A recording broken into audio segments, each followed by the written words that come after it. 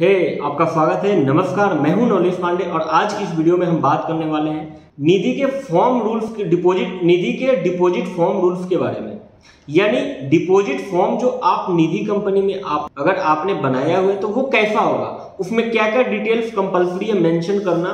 तो आज इस चीज के बारे में हम जानेंगे और समझेंगे कि आखिर में डिपॉजिट फॉर्म बनाते समय किन किन बातों का ध्यान रखना है और क्या क्या एज ए निधि रूल्स, क्या क्या जो डिटेल्स हैं जो गवर्नमेंट बोल रही है उसके अकॉर्डिंग क्या क्या डिटेल्स जो है हम निधि के फॉर्म पे दे सकते हैं, देना अनिवार्य है। तो चलिए एक एक करके जानते हैं। जब भी निधि कंपनी आप बनाए तो निधि का नाम जो है वो तो प्रॉपर होता ही होता है मैक्सिमम फॉर्म में। यानी जो भी फॉर्म डिपॉजिट का होता है वो उस पर निधि का नाम जरूर होता है, लेकिन निधि का इनकॉर्पोरेशन डेट नहीं होता।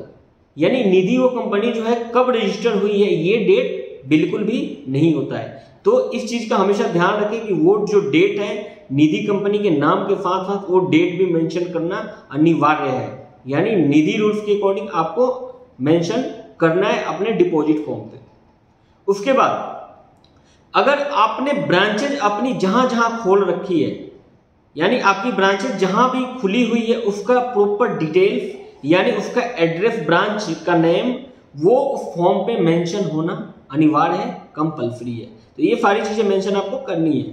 उसके बाद निधि कंपनी में जो भी निर्देशक है यानी जो भी डायरेक्टर है उसका नाम, एड्रेस, दिन और उसकी पोस्ट क्या है, वो व्यवसाय क्या करता है, वो काम क्या करता है, वो विवरण देना कंपल्सरी है अपने निधि के फॉर्म पे। यानी जो आपका निधि का डिपॉजिट फॉर्म है उस पे डायरेक्टर का डिटेल्स भी डालना कंपल्सरी है एज ए निधि रूल्स। उसके बाद ये सारी चीजें होने के बाद उसके बाद आपको अपने 3 फाइनेंशियल ईयर का स्टेटमेंट यानी 3 फाइनेंशियल ईयर का आपने डिटेल्स उस पर शो करना है कि आपने मार्केट से पैसा कितना लिया, आपने मार्केट को लोन कितना दिया, आपकी कंपनी के ऊपर लायबिलिटी कितनी है, आपकी कंपनी प्रॉफिट कितने की है, आपकी कंपनी अगर लॉस में है तो लॉस आपको मेंशन करना पड़ेगा। यानी आपको अपने बैलेंस शीट का डिटेल्स भी आपके डिपॉजिट फॉर्म पे मेंशन होना चाहिए। ये कंपल्सरी है। अगर as a Nidhi rules deposit form इसके अकॉर्डिंग अगर आपका नहीं है तो आप निधि कंपनी के नियमों का उल्लंघन कर रहे हैं। तो इस बात का हमेशा विशेष ध्यान रखें। उसके बाद पिछले 3 वित्तीय वर्षों में आपकी कंपनी ने क्या लाभ उसने मार्केट से में कमाया है उसका विवरण देना कंपल्सरी है कि फर्स्ट ईयर आपने क्या लाभ कमाया, सेकंड ईयर आपने क्या लाभ कमाया, थर्ड ईयर आपने क्या लाभ कमाया।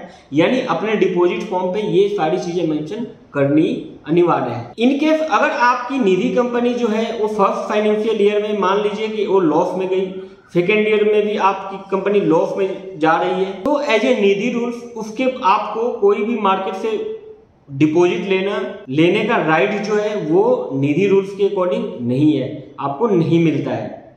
तो हमेशा कोशिश करें कि आपकी कंपनी प्रॉफिट में कैसे जाए और अपने कंपनी के लाभांश को भी अपने डिपॉजिट फॉर्म पे हमेशा मेंशन करें एज ए निधि। उसके बाद फॉर्म पे ये भी डिटेल्स मेंशन करें कि आप जो डिपॉजिट स्वीकार कर रहे हैं वो किस मोड में उसका रीपेमेंट होगा, किस मोड में उसका पेमेंट आएगा, रेट ऑफ इंटरेस्ट आप क्या देंगे। उसके बाद इसका जो टाइम पीरियड है, इसका जो एंडिंग टाइम है वो कब है, यानी ये खत्म कब होगा। ये सारी चीजें आपके डिपॉजिट फॉर्म पे as a Nidhi rules mention होना चाहिए। ये सारी चीजें मेंशन करने के बाद इसके बाद आपको ये भी मेंशन करना है साथ में कि अगर कोई जमा करता अगर समय से पहले अपना पेमेंट वापस लेता है, अगर अपना जमा वापस मांगता है तो उसको आप किस किस पीरियड में किस किस टाइम में आपने क्या ब्याज देना है, क्या आप ब्याज देंगे, ये भी चीजें आपके फॉर्म पे मेंशन होना चाहिए।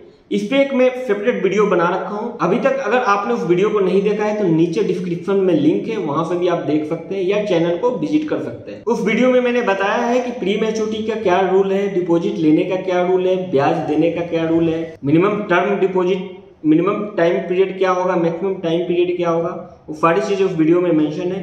अगर नहीं देखा होगा तो तुरंत आप जाकर के देख सकते हैं। उसके बाद जो भी कंपनी का जो टर्म्स एंड कंडीशंस है, डिपॉजिट का टर्म्स एंड कंडीशंस है वो आपके फॉर्म पे मेंशन होना चाहिए। यानी टर्म्स एंड कंडीशंस भी आपके फॉर्म पे होना चाहिए जो डिपॉजिट से रिलेटेड, जैसे कि प्री मैच्योरिटी के बारे में, सेविंग डिपॉजिट के बारे में, यानी जो आपका डिपॉजिट फॉर्म है उस पर आप ये सारी चीजें मेंशन हमेशा करके रखें। साथ ही साथ अपने टर्म्स एंड कंडीशन में आपको ये भी मेंशन करना है कि अगर कंपनी विफल होती है किसी जमाकर्ताओं का पेमेंट लौटाने में, तो वो अपने क्षेत्रीय रजिस्ट्रार ऑफ कंपनीज के पास जा सकता है या किसी उपभोक्ता फॉर्म में जा सकता है, डिस्ट्रिक्ट उपभोक्ता फॉर्म में जा सकता है, राज्य उपभोक्ता फॉर्म में जा सकता है, राष्ट्रीय उपभोक्ता फॉर्म में जा सकता है। तो इन सारी चीजों का विवरण आपको अपने डिपॉजिट फॉर्म पे देना होगा तथा कंपनी के निर्देशक के द्वारा यह भी घोषणा करना है कि इसमें जो भी चीजें मेंशन आपने किया हुआ है वो प्रॉपर सत्य है, सही है और इसमें कोई भी तथ्य ऐसा नहीं है जो छुपाया गया है।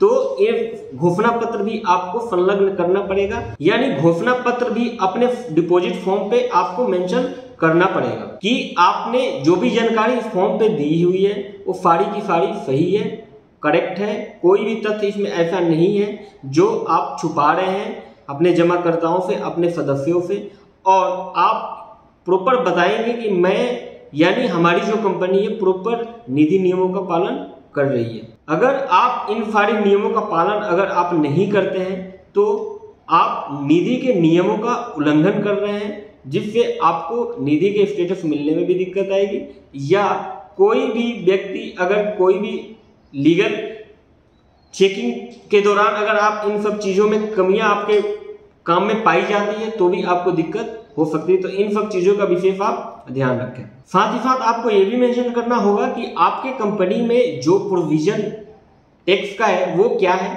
कैसे आप टैक्स डिडक्ट करते हैं। उसके बाद बिफोर टैक्स यानी प्रॉफिट दर्शाना है आपको, टैक्स से पहले क्या प्रॉफिट है और टैक्स के बाद क्या प्रॉफिट आपकी कंपनी ने अर्जित किया है यानी आपकी कंपनी में हुआ है। तो इन सारी चीज़ों का डिटेल्स आपके डिपॉजिट फॉर्म पे प्रॉपर मेंशन होना चाहिए, प्रॉपर होना चाहिए। उसके बाद जनरल जो टर्म्स एंड कंडीशंस होते हैं वो सारी चीज़ें आपके फॉर्म पे होने चाहिए। उम्मीद करता हूँ ये वीडियो आपको पसंद आई होगी। अगर पसंद आई होगी तो लाइक जरूर कर देना, और अगर चैनल पे पहली बार अगर आए हुए हैं आप तो आपका मोस्ट वेलकम है, सब्सक्राइब भी साथ में कर देना, क्योंकि मैं कंपनी से रिलेटेड, बिजनेस से रिलेटेड बहुत सारी जानकारियां लेकर के आता रहता हूं और आप लोगों तक पहुंचाने की हमेशा कोशिश करता रहता हूं। धन्यवाद।